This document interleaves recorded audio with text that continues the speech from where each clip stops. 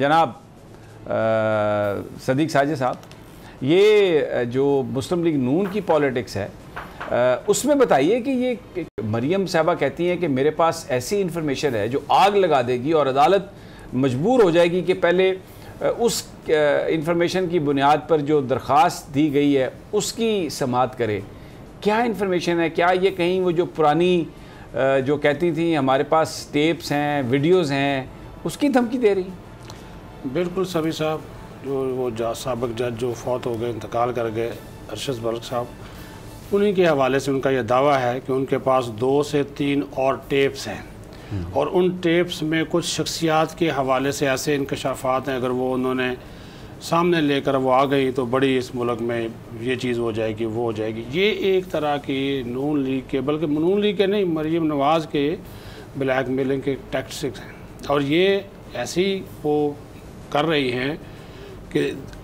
Cases से निकलना। देखिए, अब अदालत जितनी वो इनको वक्त दे सकते थे वो उन्होंने दिया। आपने गुज़श्ता समात के मौका पर भी अदालत आलिया का जो एक रवैया था वो आपने देख लिया, उनका जो कंडक्ट था, और वो वाज़े तौर पर इनको अब आज भी उन्होंने 1 महीने का इल्तवा मांगा, वो वकील की वो बीमारी अमजद परवेज़ साहब का, और 1 हफ़्ते का इनको वक्त मिला। क्या है, देखिए,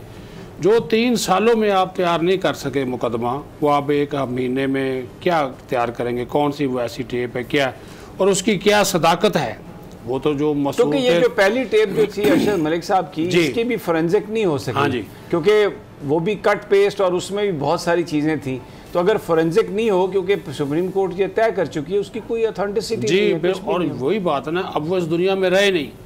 तो आप क्या आपने बनाया है, क्या जोड़ा है, क्या ये सारी इस तरह के कारनामों में वैसे हैं तो ये नवाज साहब बड़ी तेज़, क्योंकि इनके जो मुशीरान हैं परवेज़ रशीद जैसे,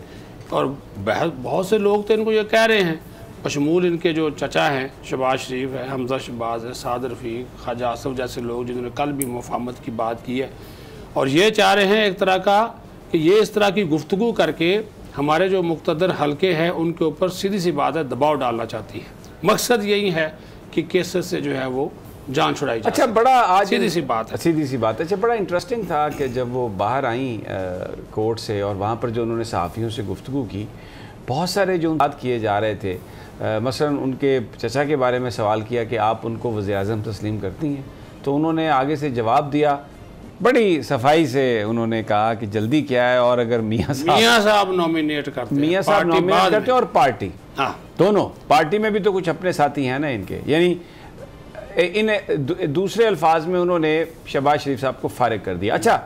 पीपल्स पार्टी के बारे में जो सवाल हुआ उसका उन्होंने क्या जवाब दिया था, ये वो भी सुन लेते। पीपल्स पार्टी को पीटीएम में दोबारा वेलकम करने के लिए तैयार है। पीपल्स पार्टी के अलावा आपके पास कोई और सवाल है? यानी जो बड़ा एक इम्पॉर्टेंट पॉलिटिकल क्वेश्चन था, शहबाज साहब ने रब्ता किया, उनके साथ पीपल्स पार्टी के साथ गुफ्तगू की है इलेक्शन कमीशन के मेंबरान की तकर्री के हवाले से, और आगे जाके ऐसा लग रहा है कि नैब के चेयरमैन की तकर्री के हवाले से भी जो सेंटिमेंट या जो सिग्नल जा रहे हैं, मुस्लिम लीग नून इस हवाले से बात करने के लिए तैयार है। लेकिन मरीम साहबा जो हैं इस बात पर कोई वाज़े मौक़िफ़ नहीं ले रही, और उन्होंने कहा कि ये पीपल्स पार्टी के हवाले, पीपल्स पार्टी के अलावा कोई और बात आपके पास है। अच्छा, फिर यही नहीं रुकी, चौधरी निसार अली साहब के हवाले से भी एक सवाल हुआ। अब आप जो चौधरी निसार अली पे कमेंट नहीं है, पीपल्स पार्टी पर बात नहीं है, और जो फैसला होगा शहबाज शरीफ का, वो ऐसा लग रहा है आपको अलीना? चलिए, ये मैं आपसे सवाल पूछ लेता हूँ कि जैसे मरीम साहबा खामोश हैं, खामोश करा दी गई हैं, बोल नहीं रही, What do you make out of it? नहीं, समी साहब, मरीम साहबा पे प्रेशर तो है आज का। अगर आप उनको गौर से सुने, जब उनसे सवाल जो भी किए गए, तो एक तो उनके जो चेहरे के तासुरात थे वो बड़े मुख्तलिफ थे, वरना हमेशा हमने देखा है बड़ा वो जज्बाती होती हैं और बड़े अच्छे तरीके से जवाब देती हैं, लेकिन आज बहुत संजीदा थी और परेशान भी नज़र आ रही थी। और जब वो प्रेस कॉन्फ्रेंस या अभी मीडिया से जब बात कर रही थी, तो इसमें उन्होंने कहा कि देखें, और भी बहुत से ऐसे केसेज हैं, बड़े अहम केसेज हैं, उनके ऊपर तो कोई नज़र नहीं डालता। मुझे ये अंदाज़ा नहीं है कि आखिर ये मेरे केसेस के पीछे क्यों पड़े हुए। शायद ये एक वजह है। बहुत से लोग इस सवाल से सवाल भी उठा रहे हैं कि जो अमजद परवेज़ साहब हैं, उनको कोविड हुआ, फिर उनकी बैक का इशू हुआ, शायद ये एक वजह है कि मरीम खुद भी चाहती हैं कि अभी इस केस को उस तरीके से नून लीग के वकील और कायदीन, उनके बैक के इश्यूज और बीमारियां सदीक साजिद कुछ ज्यादा नहीं हो गई जी। इल्तवा लेना हो तो फिर इस तरह की बीमारियां आ जाती हैं। मियां साहब भी बीमार हैं, शहबाज साहब भी बीमार हैं, सारा ऐसा लग रहा है कि कुछ बीमार लोग आ गए हैं नून लीग में। नहीं, अच्छे खासे हैं जी, और फिर डॉक्टर्स भी इस तरह की रिपोर्ट फिर दे देते हैं, तो फिर मियाँ साहब बाहर भी चले जाते हैं। शहबाज शरीफ साहब जेल से बाहर आ जाते हैं, जेल से बाहर आने के बाद कहते हैं जी लंदन जाऊँगा, इजाज़त नहीं मिलती। अच्छा, किसी ने अब उसी पे यहीं पे इलाज हो रहा है, अच्छा खासा हो रहा है, ट्रैवल भी करते हैं। उस दिन परसों माशाल्लाह ये चलाएं जरा। GHQ में जैसे बैठे हुए थे बड़े, यानी इस गर्मी में सूट पहन के बैठे हुए थे, मुझे तो देख के गर्मी लग रही थी, लेकिन बहरहाल बड़ा ज़बरदस्त उनका वो पोस्चर था, बड़ा उनकी यानी ही वाज बिल्कुल भी नहीं लग रहा था कि उन्हें कोई खुदा न खास्ता कोई गर्मी लग रही है, और बड़ी ज़बरदस्त तरीके से वो बैठे हुए थे। अच्छा,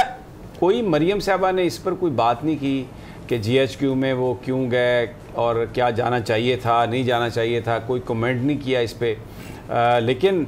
शहबाज शरीफ साहब जो हैं, उनसे जो एक सवाल हुआ था कि आप क्या कहते हैं पाकिस्तान की फ़ौज के हवाले से, अफवाज पाकिस्तान की बात की है, इसमें सब आते हैं। अब DG ISI और कमर जावेद बाजवा साहब का नाम लेकर नवाज़ शरीफ उन्हें मोरद इल्ज़ाम ठहराते रहे हैं, नवाज़ शरीफ उन पर तनकीद करते रहे हैं, लेकिन शहबाज शरीफ साहब ने ये जो बात कही है उसमें उन्होंने बिल्कुल एक ऐसा स्टांस लिया है कि जो शायद इससे बड़ा सबूत नहीं है कि वो मफाहमत की बात कर रहे हैं। सदीक साजिद बिल्कुल कर रहे हैं। ख्वाजा आसफ ने भी बात की है कल, और ये बहुत से लोग हैं नून लीग के अंदर जो कि कौमी मुफाहमत की बात कर रहे हैं, लेकिन मरियम नवाज़ साहबा अपने चाचा की हर एफर्ट को नाकाम बनाने पर तुली हुई है। और उसकी सबसे बड़ी वजह यही है कि मरियम, जो आपने बात की ना, कि या तो उनको खामोश करवा दिया गया है या उनको कहा गया है कि इससे ज़्यादा ना बोलें। कल से आई हुई थी, कुछ लोग उन्होंने मीटिंग्स भी की, आज वो पेश भी हुई, कुछ पार्टी के लोगों से भी मिली, लेकिन कहा गया जी कि सिर्फ वहीं पे मीडिया से थोड़ी बहुत, वो भी उन्होंने नामुकम्मल गुफ्तगू जो है वो की है। अब जो आप बात कर रहे हैं, ये बात 100% ठीक है,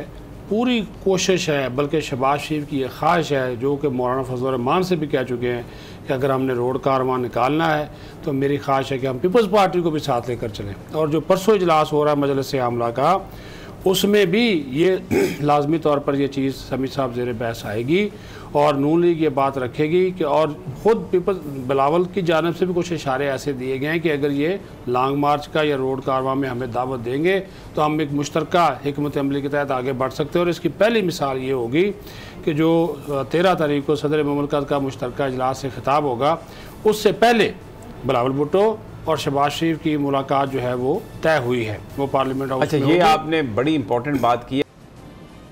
अब ये सदीक साजिद, आपने बात सुनी है, ख्वाजा आसफ बड़े अहम रहनुमा हैं, शहबाज शरीफ साहब के बहुत नज़दीक हैं, नवाज़ शरीफ साहब के बहुत नज़दीक हैं, वो पीपल्स पार्टी को वापस लाने की बात कर रहे हैं, पीपल्स पार्टी से गुफ्तगू की बात कर रहे हैं, और शहबाज साहब ने उनसे बात भी की है। ये बिल्कुल मुख्तलिफ है जो लाइन नवाज़ शरीफ साहब ने मरियम साहबा ने ली थी। इसका मतलब ये है कि जो सीनियर लीडरशिप है, क्योंकि मैं कल सुन रहा था ख्वाजा साद रफ़ीक को, वो भी ये कह रहे थे कि ज़रूरी है कि टेम्परेचर्स को डाउन रखा जाए, टेम्परेचर जो है सियासी उसको बढ़ाया ना जाए, और ये गुफ्तो शनीद से और मिलकर ही मामला हल हो सकता है। समी साहब, साद रफ़ीक साहब, शहबाज शरीफ साहब, खुद ख्वाजा आसफ साहब, जो भी नैब का चक्कर लगा कर आया है, जेल में रहा है, उनको समझ आ गई है कि इदारों के साथ लड़ाई नहीं लड़ी जा सकती, और इसी वजह से अब वो ये मफाहमत की बात भी कर रहे हैं। ज़ाहिर जी केसेस तो है ना समी साहब, ख़त्म तो नहीं हुए, शहबाज शरीफ पे भी चल रहा है, ख्वाजा आसफ पे भी है, ज़मानतों पर ही है, साद रफ़ीक के ऊपर भी है, लेकिन अगर सियासत करनी है, सीधी सी बात है, अपने आप को क्लियर कराना है, तो इतने भी जो मुमकिनात की बात कर रहे हैं ना, सियासत में तो बातचीत के दरवाजे किसी के ऊपर बंद नहीं होते। और ये जो बात ख्वाजा आसफ ने की है, राना तनवीर, हयात सादक, इस किस्म के जो जितने भी लोग हैं, वो सारे ये चाहते हैं, अक्सरियत इनके अरकान पार्लियामेंट की अक्सरियत शहबाज शरीफ के साथ इस मामले पे खड़ी है, लेकिन वो बेचारे आखिर पे आकर चुप हो जाते हैं कि बड़े मियाँ साहब ने आखिरी फैसला चूँकि उन्होंने करना होता है, लेकिन बातें उन तक पहुँचाई जा रही हैं। अब एक नया काम शुरू हुआ, ये भी आपको बता दूँ कि शहबाज शरीफ को जब ये पता चलता है कि बड़े भाई जो हैं वो नहीं बात सुनने को तैयार, तो वो कभी फलां एम को कहते हैं कि मियाँ साहब से आप बात करें, उनको मैसेज छोड़ें, मियाँ साहब भी कॉल कर लेते हैं, उनको बताते हैं नहीं हमें ये लड़ाई नहीं लड़नी चाहिए, नहीं ये नहीं लड़नी चाहिए। सब्सक्राइब करें और बेल दबाएं ताकि कोई खबर रह न जाए।